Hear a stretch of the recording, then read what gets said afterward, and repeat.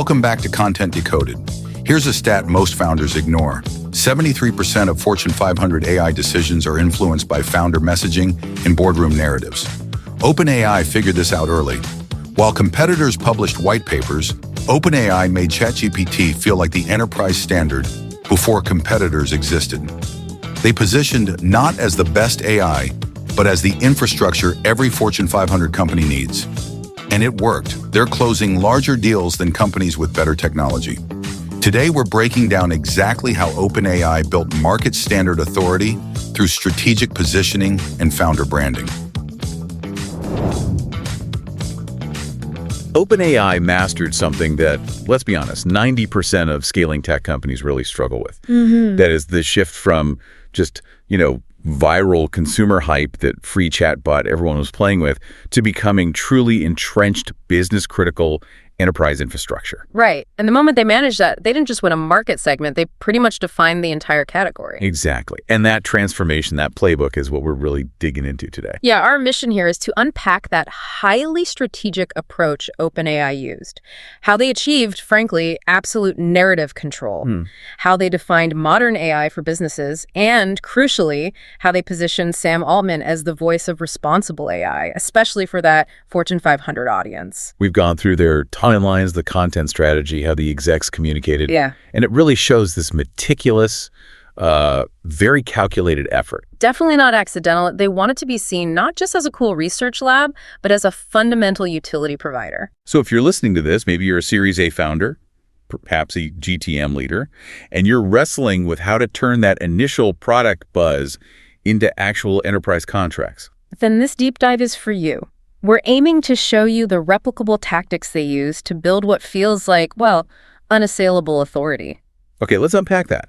How do you take a product like ChatGPT, which just exploded into the culture seemingly overnight, remember, November 2022? Oh yeah, unforgettable. And get these massive global enterprises to stop seeing it as just a fun distraction and start treating it like business-critical infrastructure? Well, that's arguably the most impressive positioning victory we've seen in tech in maybe the last decade.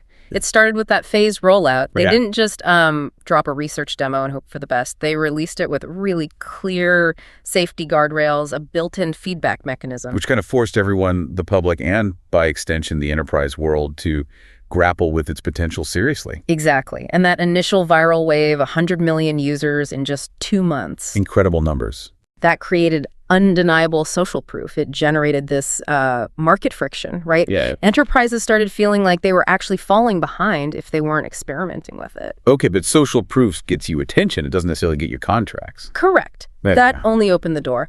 What really anchored the shift, I think, was founder credibility. Sam Altman very actively, very publicly transformed himself into the face of this visionary yet responsible AI future. Which was a contrast to some others. Yeah, sharp contrast. Think about Dario Amodei at Anthropic, boring, brilliant, but focused much more internally on safety papers, alignment research. Altman was out there, engaging directly in the public square. How did he do that effectively? He used these, candid reflections, acknowledging the huge risks, talking openly about safety frameworks.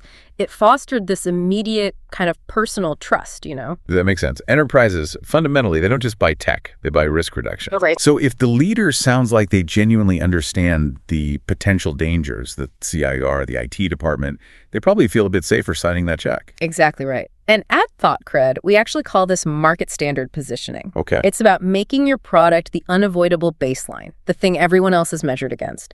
OpenAI did this by making GPT basically synonymous with conversational AI. Like Google for search. Just like that. You almost had to use their terminology, their product, just to participate in the corporate discussion about AI readiness. And that early Microsoft partnership that wasn't just seed money. Oh, not at all. It was a massive positioning stamp. That first $1 billion, the huge Azure commitment, it instantly screamed enterprise-grade ambition. It told the market, look, we're stable, we're funded, and crucially, we run on the cloud infrastructure you already know and trust. Okay, so they set this foundation.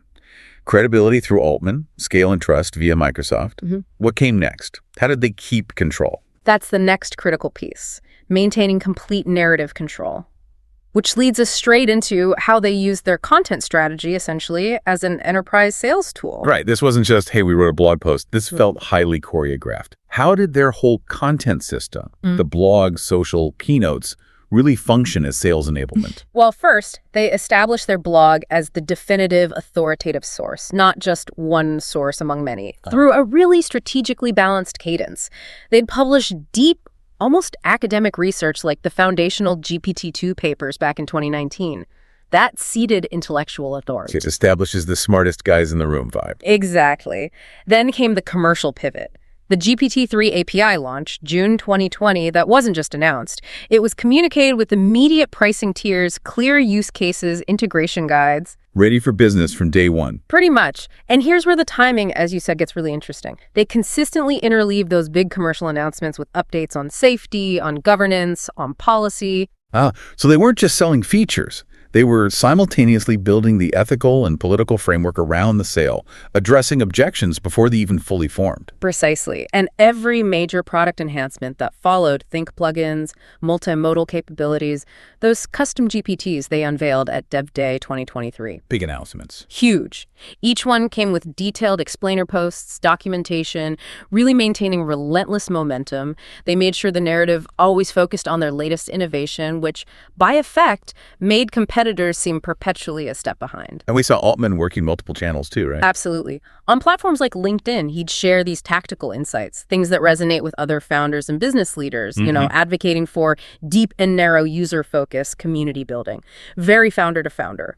But then, simultaneously, at major events like Dev Day, he's unveiling massive developer-centric tools, things like apps and ChatGPT, speaking directly to the builders. So two distinct languages almost. The strategic vision for leaders and the tactical tools for developers. Exactly. And this whole structured strategy, it was deeply proactive in tackling enterprise FUD fear, uncertainty, and doubt. How so? That consistent talk about safety mitigations, external audits, collaborating with governments, remember the agreements with the US and UK AI safety institutes. Yeah. That framed OpenAI not just as an innovator, but as the responsible steward of AI, directly countering those deep-seated enterprise fears about misuse, about risk, about regulatory blowback. You needed that messaging in place before you could realistically expect large enterprise contracts. Okay, let's pivot to the so what for the GTM teams listening. They've got the attention the credibility framework is building. How did they actually shorten those notoriously long enterprise sales cycles and overcome the big hurdles, fears about vendor lock-in, security nightmares, the sheer cost? They shifted the conversation away from just features towards measurable business impact. They very cleverly positioned ChatGPT Enterprise not just as a tool, but as this indispensable AI collaborator. Okay, AI collaborator. What does that mean in practical terms? It means focusing on clear, quantifiable ROI that aligns directly with core enterprise KPIs. Things like compliance efficiency, hours saved per employee, boosting overall productivity. We need the specifics here. If you're talking to a CFO or a procurement head, what numbers did they actually put on the table? They were rigorous about quantifying value, using both their own data and early customer case studies. They'd cite metrics like the average time saved per knowledge worker, a commonly quoted figure, was around 3.5 hours per week. Right, I remember seeing that. Let's pause on that number, 3.5 hours a week. That's nearly 10% of a standard 40-hour work week. Exactly. Now, when you present that kind of figure to a chief financial officer, you're not talking about a nice-to-have tool anymore. You're justifying significant infrastructure spending with immediate, tangible P&L impact. It becomes an efficiency gain, not just a feature. Correct. They also highlighted things like content production backlogs being reduced by, say, 30% to 50% for early adopters. These concrete figures fueled adoption driven by, frankly, intense FOMO and differentiation pressure. You mean enterprises felt they had to get on board? Pretty much. They knew if they weren't capturing these efficiency gains, their competitors certainly would be, or soon would be. It became a competitive necessity. But even with great ROI, the security and compliance gates in enterprise are huge. What was the absolute deal clincher there? The security guarantees. Absolutely vital. They made very explicit, very high-stakes promises designed specifically to neutralize those IT procurement risks that kill so many large deals. Like what specifically? Top of the list, no customer data used for model training. That's non-negotiable in enterprise tech today. A handshake promise. Critical. Plus, The standard but crucial stuff.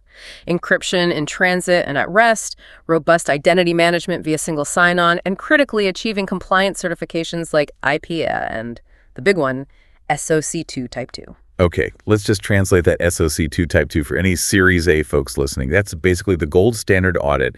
It's the legal and technical proof that tells enterprise IT your sensitive data is handled securely according to rigorous standards. Right. It's pretty much the cost of entry for serious enterprise contracts, and OpenAI made sure they had that badge prominently displayed and early. Okay, so they're building internal trust with security, ROI. What about the external narrative? The media reaction was just explosive. It went from curiosity to, like you said, a watershed moment.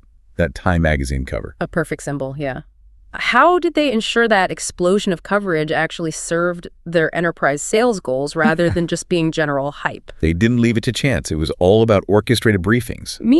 They employed highly selective, often embargoed, demos for key journalists and influential analysts. Think TechCrunch, Wired, the big names, before the public launches. So they pre-briefed the narrative shapers. Exactly.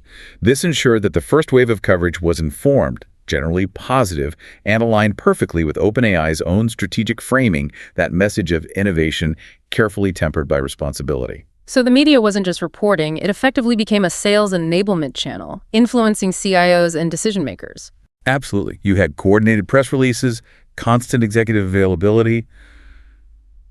Altman seemed to be everywhere, Bloomberg, the New York Times. It didn't just reinforce their narrative.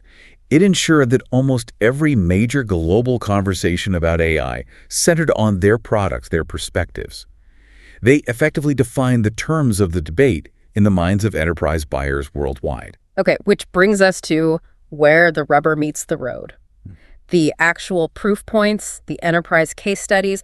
This couldn't just be theory. No, absolutely not. They needed high-profile logos, specific metrics, proving real-world ROI, especially in those tough, highly regulated industries. Can you highlight a couple of really powerful examples? Ones that show it's truly enterprise-ready, not just a pilot project. Sure. Look at financial services. Bank of America using it for automating compliance reporting. That's a huge risk-sensitive area. And the results? The reported cost savings were significant, cutting manual review costs by something like 45%. Report generation time down by maybe 60%. That's not just a little productivity boost. That fundamentally changes how risk management can operate. Wow. Okay, what about outside finance? Think professional services. Deloitte integrated customized GPT assistants. Reports showed consultant productivity jumping by 25% on common tasks like research and drafting initial reports. Significant efficiency gain there, too. Definitely. And another critical one, media. CNA, the news organization, transforming newsroom workflows, using AI for summarization, drafting assistants, cutting editorial cycle times by as much as 50%. These aren't trivial examples. They show deep, measurable integration into core business processes across different verticals. That kind of real-world proof is gold for any GTM team. And I guess the API strategy supported this too. Yeah, the tiered API access was smart. You had options from starter to growth, all the way up to the full enterprise tier. Catering to different needs and budgets. Right. Offering custom service level agreements, dedicated security features, priority support on the higher tiers. It lowered the barrier for companies to start with low-risk pilots, but provided a clear, seamless path to scale up to complex, mission-critical deployments. Okay, but credibility, as we know, is incredibly fragile. OpenAI navigated some massive storms, that very public internal drama in late 2023. Yeah, the leadership chaos. Plus persistent safety criticisms, policy debates, like the whole adult content issue. How did they manage to maintain enterprise trust when their own internal stability was being questioned so publicly? It was really a masterclass in crisis communications combined with visible institutional reform. After that governance blow-up, they didn't just issue a carefully worded press release and hope it went away. What did they do? They created an independent safety and security committee. And crucially, they formalized it as a board-level oversight body. That board-level integration that signals seriousness to enterprise customers, right? Immensely. It tells CIOs and legal teams that safety isn't just a side project. It's baked into the core governance structure with real teeth. They also started publishing more transparency materials, red teaming results, frontier risk assessments, more openness. And Altman's personal messaging during that time? Also key, he didn't shy away. He directly acknowledged missteps, talked personally about things like sleepless nights over ethical challenges, the self-harm prompt issues. Taking accountability. Exactly. By taking that personal accountability, he stopped the company from just hiding behind sterile corporate jargon. It helped maintain that initial trust he'd built. Interesting. Even on tricky policy issues like easing some content restrictions for verified adults. Yeah, that caused backlash. How did they frame that? Altman publicly framed it not as, a moral failing or caving to pressure, but as a principled stance. His line was about treating adult users like adults, explicitly saying OpenAI isn't the moral police of the world. Now, whether you agree with the policy or not, Right. that consistent principled defense from the top maintained this non-reactionary, authoritative executive voice. It avoided that corporate paralysis you often see when controversy hits. Okay, so let's wrap this up for our listeners. To summarize, the winning strategy here was this incredibly calculated multi-front effort, shifting the narrative relentlessly from just a cool free app to being framed as an indispensable regulated utility that enterprises felt they absolutely needed to survive and compete. Exactly. What we really saw and what we see consistently at ThoughtCred is this powerful equation. You take founder credibility, leverage it strategically to build market authority, and combine that with a coherent enterprise-first content strategy. The result: rapid enterprise adoption. They defined the category, then they systematically secured the market through rigorous GTM. So the replicable takeaways for your company, if you're building in this space, seem pretty clear. First, really focus on making your product the enterprise baseline through consistent messaging, especially around safety and responsibility. Absolutely critical. Second, leverage founder credibility, if you have it, to strategically shape that media narrative. Use those targeted pre-launch briefings effectively. Control the story. And third, you have to explicitly address and neutralize those core enterprise fears lock-in, data security with concrete guarantees, certifications like SOC 2, things that satisfy demanding IT procurement processes. Nail those fundamentals. We'll leave you with this provocative thought to chew on. If your product successfully becomes the default, the perceived market standard, largely through narrative authority and positioning, how much actual technical differentiation do your competitors really need to claw back market share in the enterprise space? Does the best tech always win if the narrative is already set? Something to think about. If you're building enterprise AI and wrestling with this kind of positioning challenge, ThoughtCred actually helps founders architect these market standard narratives, often in about 30 days. You can check out Content Decoded every Monday and Thursday for more deep dives like this one. That's the OpenAI playbook. Here's what matters. The company that owns the narrative owns the market. Your action item: identify 5 influential journalists covering your space. Brief them before your next announcement. Shape the angle. Don't let them write the story, orchestrate it. Your competitors hope for coverage. You engineer it. This is Content Decoded, where we reverse engineer how AI companies build enterprise authority. Next episode, Mistral's Contrarian Play, how they win by positioning against OpenAI. Check us out at thoughtcred.com.